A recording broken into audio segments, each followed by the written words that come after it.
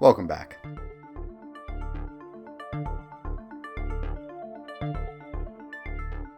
Point and shoots have always had their place in photography. No amateur wants to spend hours and days learning how depth of field works, or focus breathing, or lens distortion, or any of the other stuff that we nerd out about on forums. They just want to hit a button and have a picture. And that's the modern miracle that put Kodak on the map. And then Polaroid in the cultural zeitgeist. And then Kodak in the courtroom with Polaroid. And then an iPhone in every pocket. Photography's always been about the point and shoot, for as long as photography's been profitable. And like it or not, that's not a market dedicated to nerds like you and me. It's dedicated to the masses. The idea of carrying a simple, dedicated stills camera, that fell out of fashion in the mid-2000s, when smartphones got really good at taking decent pictures. But, for a brief moment in the 90s, the art of the film point and shoot had been perfected. Compact cameras, surprisingly decent lenses, myriad of features. It seemed inevitable we'd get a medium format point and shoot. Now before that, roll film point and shoots had pretty much fallen out of favor, with the rise of the far more compact and easy to use 35mm cassettes, at least until the Holga came out in 1982 and proved, yes, you can take worse pictures than on a Brownie. But Fuji saw the vision. They'd been making 120 rangefinder cameras through the 80s, and once they got their hands on autofocus, oh boy. Well, that gets us today's camera. The FujiFilm Ga645ZI was the apex of Fujifilm's 120 film efforts, that ignoring the 6x8 elephant in the room. And as the name suggests, it shoots 645. Features a 55 to 90mm zoom lens, an aperture of 4.5 on the wide end, and when zoomed in, 6.9. The lens is about equivalent to a 35mm to 55mm in 35mm terms. There were other variants of the 645, the GA line, being the GA645 wide with a 40mm f4 lens, about a 28 equivalent, and the standard GA645 and its later I iteration, which had a 60mm f4 lens, about a 37 equivalent. And those lenses are supposed to be what makes these cameras special. If you're on these forums like I am, you've heard only good things about Fuji glass, and pretty much every corner of the internet. This particular camera was lent to me by the Camera Center of York, my local shop here in South Central PA. So a huge thanks to them. Definitely go check them out. They're an awesome lab. Only lab I know that processes black and white in D76.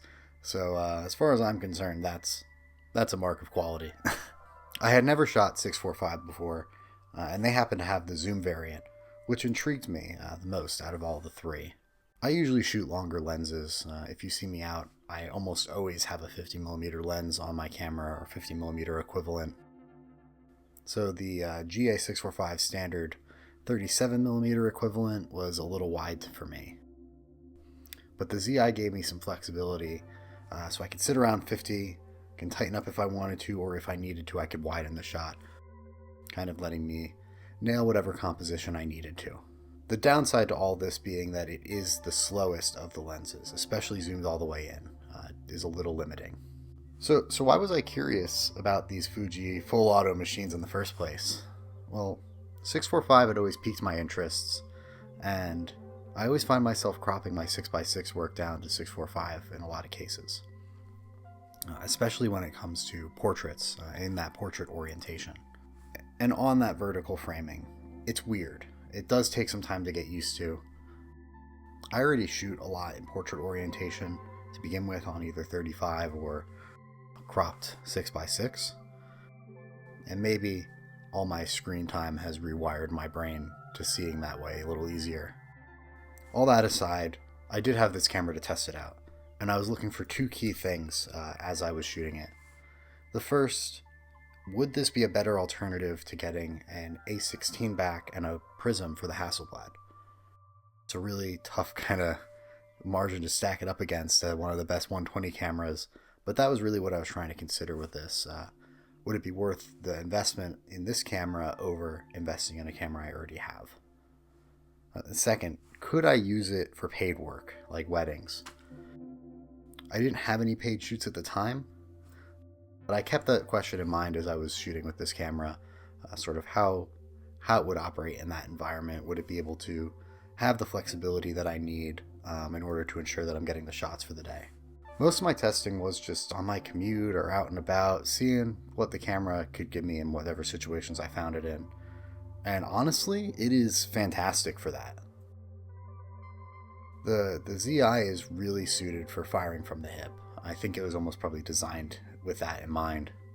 And sure, the motor is loud. It's no Leica in terms of stealth street photography. But for quick shots while I'm on the road, pointing the camera out the car window, popping out the sunroof, or stepping out, it's perfect for that because it's quick. Far quicker than pulling a meter reading, especially. I would really love to have this camera on a vacation. I think would be kind of perfect for it. Really anywhere. Anywhere where it's not a photography-centered mission, especially. For those like, oh wait, let me grab this kind of shots. Moments where I don't really want to take my phone out, but because I want something a little better than a phone picture. Still able to kind of capture the spontaneous. You do get a solid 16 shots per roll on a comparatively big negative compared to 35, though it is smaller, noticeably smaller than 6x6 and even 6x7, obviously. But the camera is slim, it's easy to carry, the body's very ergonomic. Even in my camera bags, which are made for my photographic gear because I am a photographer, the ZI did fit right in though. As mentioned, the ergonomics are great. The grip is chunky and comfortable in all the right ways, and the left side tapers for two-handed shooting if you need to, grab it. The flash is clean, discreet.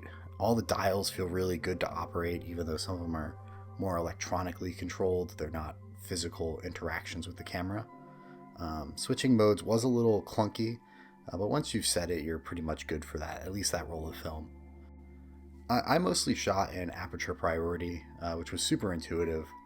I tried program mode too, which was really nice, kind of just shut the brain off and focus strictly on composition. Again, big vacation camera vibes from this one. Something to note though, my copy did have some damage to it. It was a little beat up, had a cracked plastic, the back door was a little funky, the hinge was kind of coming loose on it. But that's after what the shutter count read is 2,600 shots on the counter. So this camera has seen some shit. It has been through it. And it does show, but all things considered, for that many pictures, it's in pretty good condition. And with that, it is just a good looking camera. Fuji knows how to make a beautiful camera. In all honesty, they could release this today and with their X lineup of cameras, and I think it would still hold up. It's just sharp looking.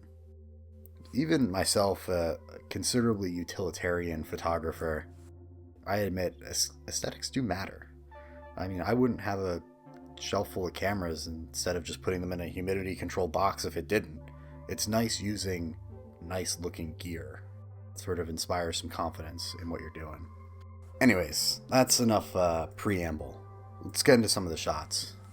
First, I ran through a roll of some HP5, and that was on my way home from work after immediately picking up the camera. The results were killer. I mean, this shot of the fire escape was one of the first few on the roll, and it might be one of the best in the video.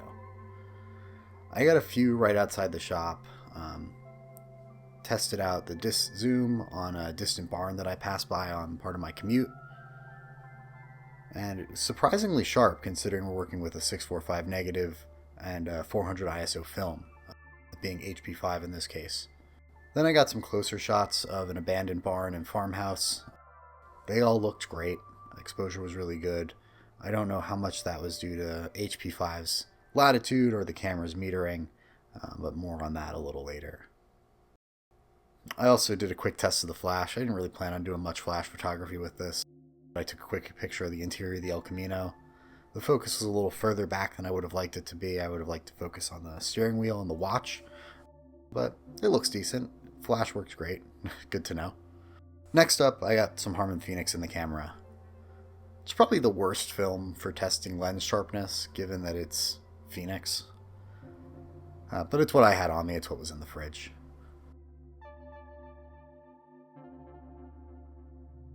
Something that I want to note here too is that I shoot everything at 125 on Harman Phoenix. I usually try to overexpose that 200 number by 1/3 to 2/3 of a stop. It does wonders for the film, really. I think that making this a 200 speed film was almost a little bit of a mistake on their part, because at this ISO it just performs so well. These shots as well came out really good.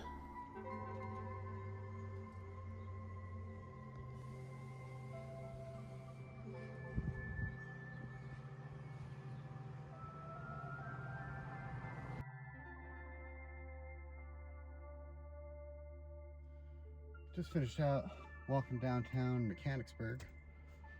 Got the Fuji, finished up the roll of Phoenix in it. And also picked up, I'm going to move this, picked up a slide projector for a pretty clean price. So can't complain about that. Gonna try to find somewhere else to go and shoot. I've got a roll of Portra and Pro 400H and some double X. So I'm hoping, I kind of really want to shoot the Pro 400H. It's this, I've got one more roll after this one. So it's not like my last roll. I don't know how I feel about putting in a camera that I haven't actually seen any results from, but FujiFilm camera, FujiFilm film, seems appropriate. And maybe after episode special, we'll get the slide projector running and see if it works. But see you then. Figure out how do I end these things. I really like the one with the soda machine, the colors, the depth of the sidewalk. It just sort of works for me. I don't know if it's really a portfolio shot, but it's one that I like. Then I loaded up some Pro 400H in direct sunlight.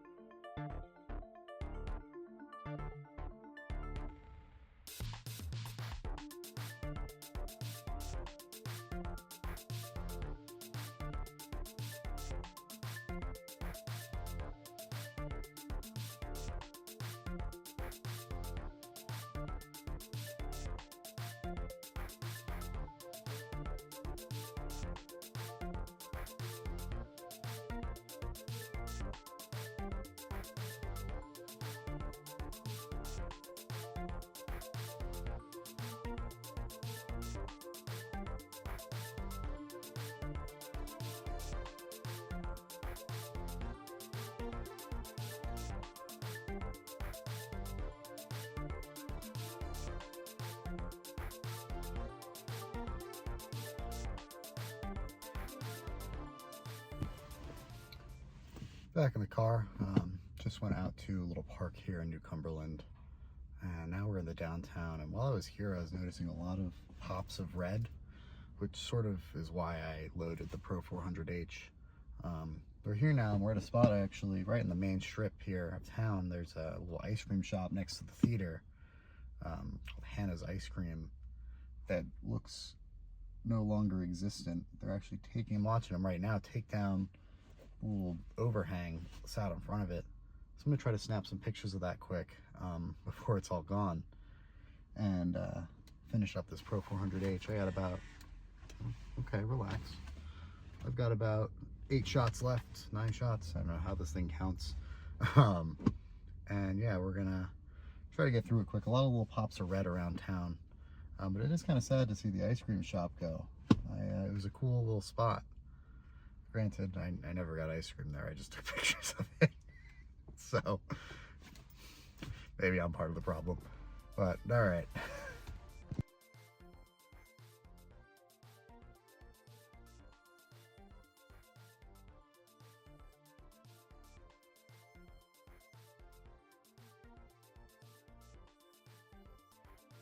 All right, we're back in the car. Looking at the ice cream shop, it looks less like a fire and more like they're renovating, maybe. So we'll see what happens there. Just finished up the Pro 400H. There's a lot of little red pops of red around here that I think hopefully play nice with the film. So zoom back in and turn this thing off. I don't know if I'm going to put more rolls through it. Probably not today. I got the camera in my hands for a little bit. Got a lot of thoughts about it too, so we'll probably be cutting back to talking heads Nick and see what he has to say. Things got kind of weird. Some color casts started to show up along the center of these images. The film is expired, but aside from being out and going to the lab, it's been in the fridge its whole life. I did rate it at 200 ISO, used a warming filter, and something worth noting here is the Ga645ZI does not meter through the lens. I learned that the hard way. Something just to keep in mind. I'm not sure about the other models in the range, but this one in particular does not meter through the lens. You have to compensate for that with ISO or exposure comp. All in all, though, I was pretty happy with some of these Pro 400H shots. I've resigned that I don't think I'm ever going to get really great shots out of Pro 400H. I have one roll left from the Pro Pack that I bought that didn't get frozen, and every time I've shot it, I've maybe gotten one good shot from the roll. That's just how it be.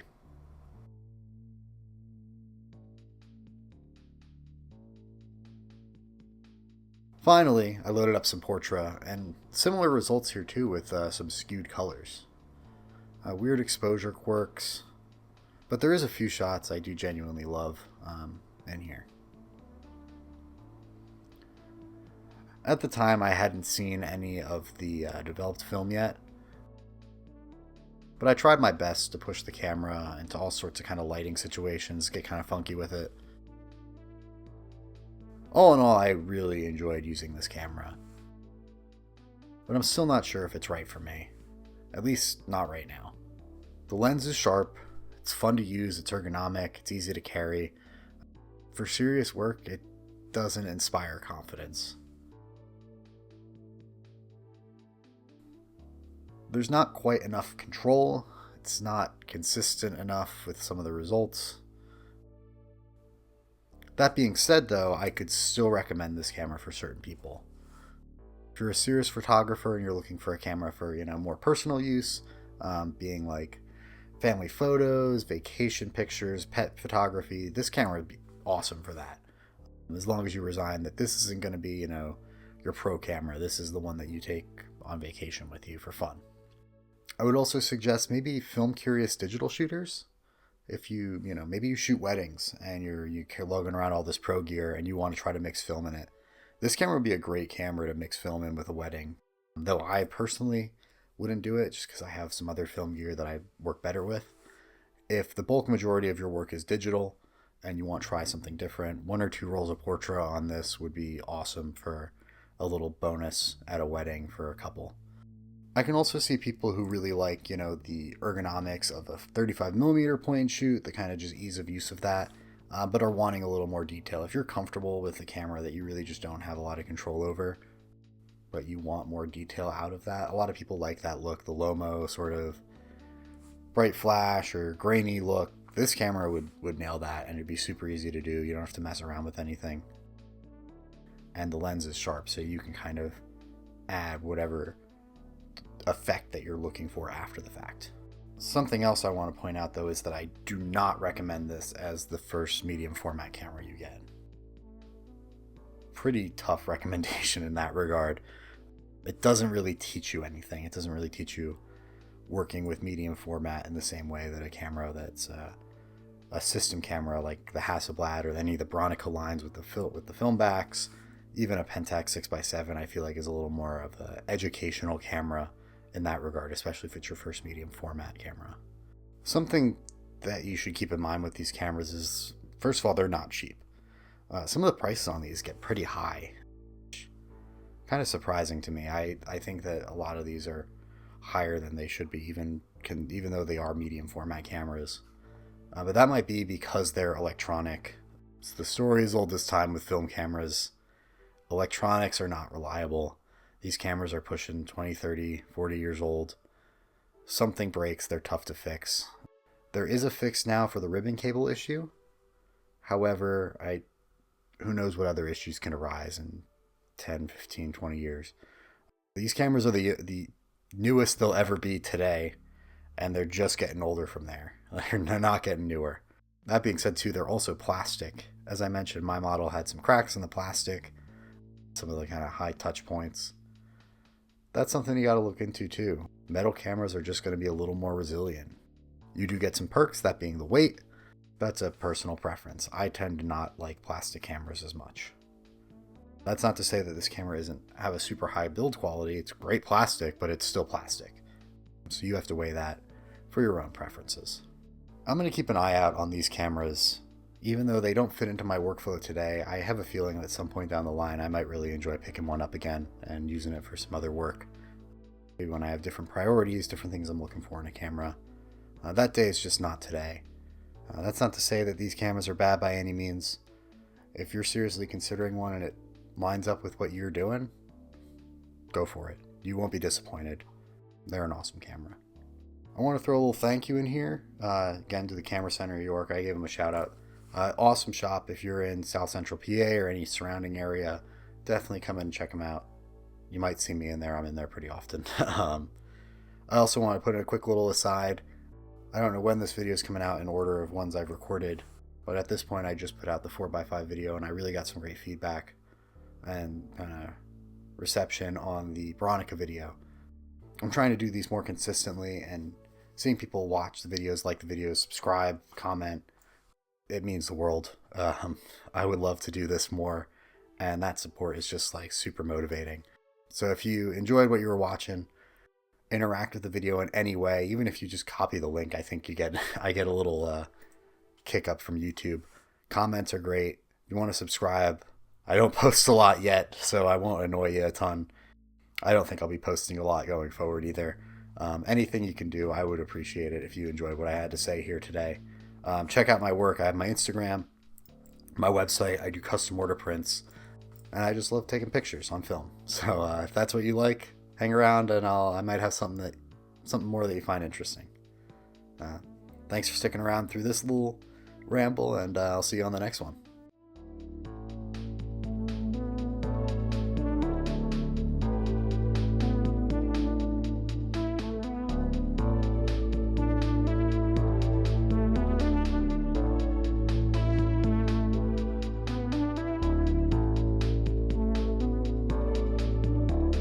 Tough sentence. Why do I write difficult sentences to read in scripts that I have to read out loud?